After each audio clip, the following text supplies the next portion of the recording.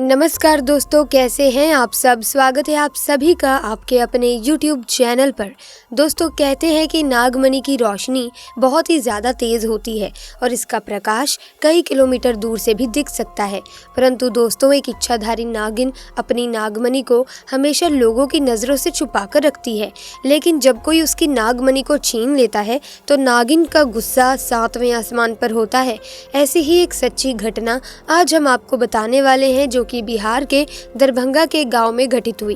कहते हैं दोस्तों कि जब स्वाति नक्षत्र की पहली बारिश होती है तो उसकी पहली बूंद अगर कोबरा सांप के मुंह में चली जाए तो वो सांप अपने मुंह में नागमणि उत्पन्न करता है। जब एक सांप नागमणि पा लेता है उसमें कई सारी शक्तियां आ जाती हैं, जैसे कि नाग का मनुष्य रूप धारण करना, मनचाही जगह पर पलक झपकते ही पहुंच जाना, अपना आकार कितना भी बड़ा कर देना और कितना भी छोटा हो जाना। ये सभी शक्तियां उसके पास आ जाती हैं। दोस्तों, ये गांव जंगल के बिल्कुल करीब बसा हुआ है। इसी गांव में सुनील और सनी नाम के दो व्यक्ति रहते थे। दोनों के बीच काफी अच्छी दोस्ती थी और दिन के समय दोनों ही बकरियों को चराने के लिए जंगल में जाया करते थे। उसी जंगल में एक इच्छाधारी नागिन अपने नाग के साथ रहती थी और अपनी नागमणि की रखवाली किया करती थी। एक बार सुनील की एक बकरी घने जंगल में चली गई तो सुनील ने सनी से कहा कि तुम आज मेरी बाकी बकरियों को लेकर घर वापस चले जाओ और मैं अपनी उस बकरी को जंगल के अंदर से ढूंढकर वापस लाता हूँ, जो शायद जंगल में थोड़ा अंदर चली गई है। उधर नागिन भी अपना भेष बदलकर तथा मनुष्य रूप धारण कर नाग को नागमणि की रक्षा के लिए छोड़ गांव के भ्रमण के लिए निकली हुई थी। जब सुनील अपनी बकरी को ढूंढते हुए उस जंगल में पहुंचा तो पेड़ के नीचे बने बिल में से उसे तेज रोशनी आती हुई दिखाई दी। उसे लगा कि ये कोई कीमती हीरा या फिर आभूषण उसके नीचे छुपा हुआ होगा, तो उसने उसी पेड़ की टहनी को तोड़ा और एक बड़ा सा डंडा बना लिया और उस बिल को जोर जोर से मारकर तोड़ने लगा। उस बिल को तोड़ते समय सुनील बहुत तेजी से डंडे से वार कर रहा था, जिसमें से 2 चोट नाग के बिल के अंदर मौजूद नाग पर लग गई और नाग ने उसी समय अपना दम तोड़ दिया। जब सुनील ने मरे हुए नाग को देखा और उसके पास तेज चमकती हुई मणि को देखा तो वो समझ गया कि वो चमकती हुई चीज और कुछ नहीं बल्कि एक नागमणि है। उसने पहले नाग को डंडे से हिलाया और ये सुनिश्चित किया कि नाग मर गया है या फिर जिंदा है। फिर उसने जब इस बात को पक्का कर लिया कि नाग मर गया है तो उसने अपनी जेब से रुमाल निकालकर उसके अंदर उस नागमणि को रख लिया और भागता हुआ तेजी से घर को निकल गया और ये भी भूल गया कि जंगल में अपनी बकरी को वो ढूंढने आया था और वो बकरी अभी भी जंगल में ही रह गई है। इधर जब नागिन वापस अपने बिल की तरफ लौटी तो जैसे ही उसने नागमणि गायब पाई और अपने नाग को मरा हुआ देखा तो वो गुस्से से आग बबूला हो गई। उसने अपनी शक्ति से नाग की आंखों में ये देख लिया कि उसके नाग का कातिल कौन है। सुनील ने अब एक बहुत बड़ी गलती कर दी थी। उसने नाग के मरे हुए शरीर को वहीं जंगल में ही छोड़ दिया था। अगर वो नाग के शरीर को उसी समय जला देता तो शायद नागिन को उसके बारे में पता ही नहीं चलता।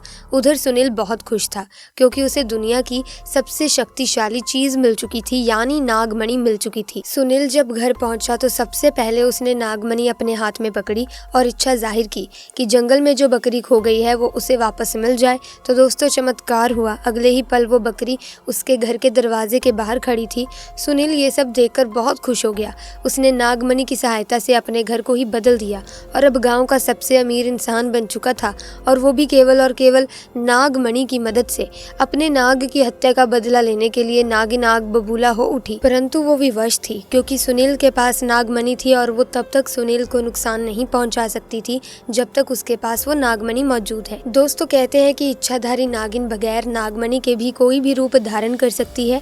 अपनी शक्ति का फायदा उठाकर नागिन ने एक सुंदर कन्या का रूप धारण किया और सुनील किसी काम से जब दूसरे गांव जा रहा था तो उसके बीच रास्ते में बैठ गई और रोने लगी।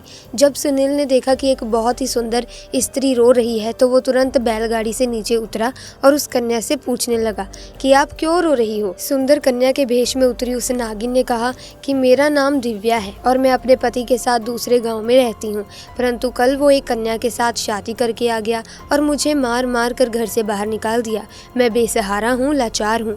सुनील को उस स्त्री पर तरस आ गया और उसकी सुंदरता से सुनील बहुत मोहित भी हुआ। उसे अपने घर ले आया। धीरे धीरे नागिन और सुनील के बीच में दोस्ती शुरू हो गई और ये दोस्ती इतनी गहरी होती चली गई कि सुनील को पता ही नहीं चला कि कब वो उस स्त्री के प्यार में फंस चुका था।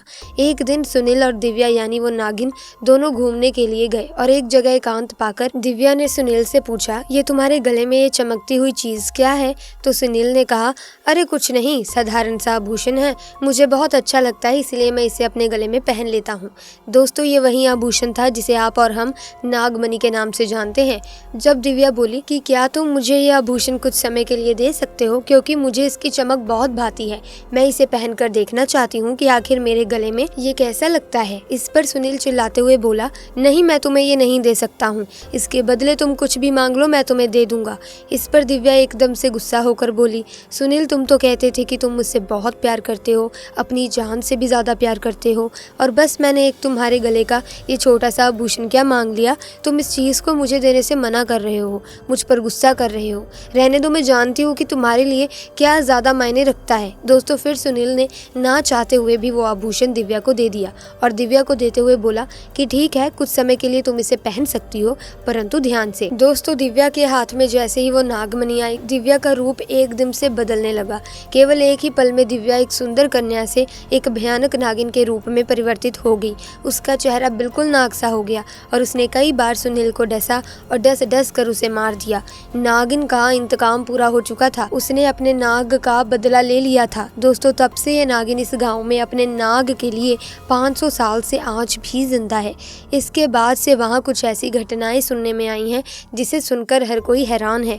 वहाँ के स्थानीय लोगों का कहना है कि उन्होंने एक नागिन को महादेव की पूजा करते देखा है और इसके बाद अचानक वो नागिन कहाँ गायब हो जाती है किसी को नहीं मालूम।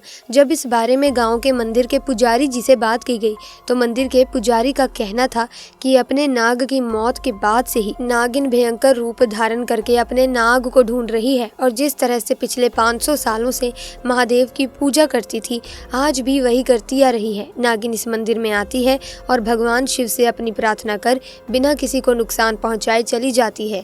आज भी लोग कहते हैं कि तकरीबन 500 साल से ये नागिन इस मंदिर में आ रही है। तो दोस्तों कभी भी एक नागिन को मारना नहीं चाहिए और साथ ही नागिन की नागमणि को तो भूलकर भी छूना नहीं चाहिए, अन्यथा वो नागिन 7 जन्मों तक व्यक्ति का पीछा नहीं छोड़ती। ऐसे में दोस्तों नागिन से जितना बचा जा सके उतना बचे। ऐसे में आपको बताते चले कि ये जो नागिन होते हैं ये महादेव शिव के भक्त होते हैं, महादेव शिव को ही अपना आराध्य मानते हैं। ऐसे में हमारा ये कर्तव्य है कि जिस प्रकार हम महादेव शिव की पूजा करते हैं, उनकी आराधना करते हैं, ठीक उसी प्रकार हम इन इच्छाधारी नागिन की भी पूजा करें, ना कि इन्हें मारे, ना कि इन्हें नुकसान पहुंचाएं। क्योंकि दोस्तों नागिन को मारने से या फिर किसी भी साधारण सांप को मारने से काल सर्प दोष नामक दोष जो होता है वो कुंडली में लग जाता है। इस दोष के कारण व्यक्ति के जीवन में कई प्रकार की बाधाएं, मुश्किलें निर्माण होनी शुरू हो जाती हैं। सफलता की ओर वो कदम नहीं बढ़ा पाता, जीवन में कुछ भी वो हासिल नहीं कर पाता। तो ऐसे में नागिन को नुकसान ना पहुंचाएं। तो दोस्तों आज की वीडियो में बस इतना ही।